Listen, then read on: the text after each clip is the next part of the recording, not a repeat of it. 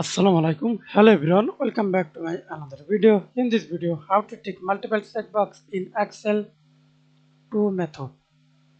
Method 1. Hold Control and select multiple checkbox. Okay. Right click mouse. Go to Format Object. Control Set. Now click OK. Method 2. Control Z. Click Special.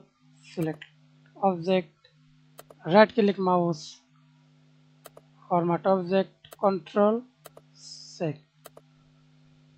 Now see this tick multiple checkbox in Excel. Thanks for watching video. Please subscribe to my channel, like, comment.